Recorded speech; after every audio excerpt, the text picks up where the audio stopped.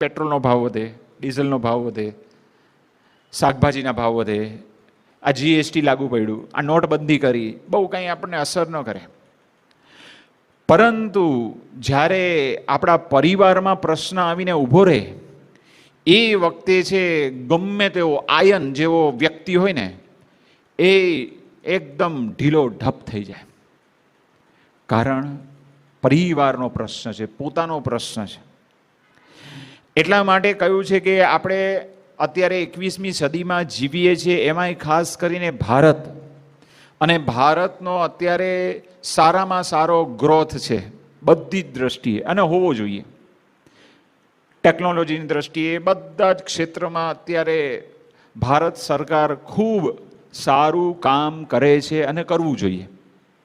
ખૂબ વિકાસ થયો, ખૂબ પ્રગતિ થઈ, પણ સાથે સાથે વાસ્તવિકતા પણ એ છે કે અત્યારની વાસ્તવિક પરિસ્થિતિ શું છે? તો these are the time of fanciest house but broken home. Modern ઘર બને છે, ફર્નિચર, હોમ થિયેટર, એમાં બધી જાત જાતને ભાત ભાતની ફેસિલિટી, પણ ઘરમાં જે પારિવારિક ભાવના હોવી જોઈએ ને એ તૂટતી જાય છે. બહાર વિકાસ કર્યો, અંદર એક વ્યક્તિ બીજા વ્યક્તિ સુધી, એક વ્યક્તિ બીજાના હૃદય સુધી પહોંચતા છે એને ઘણું કઠણ પડે છે. એના આપણે સૌ સાક્ષી છે. These are the time of double income and more divorce. અત્યારે આપણે જોઈએ છીએ કે ડબલ ઇન્કમ થઈ ગઈ. પતિ પત્ની કમાતા થયા, સારું છે. બંનેવનું ભણતર, બંનેવની આવક, બંનેવની બુદ્ધિ, એને લઈ કોઈ કોઈને નમવા તૈયાર નથી. એટલે પછી શું થાય? ડિવોર્સ થાય.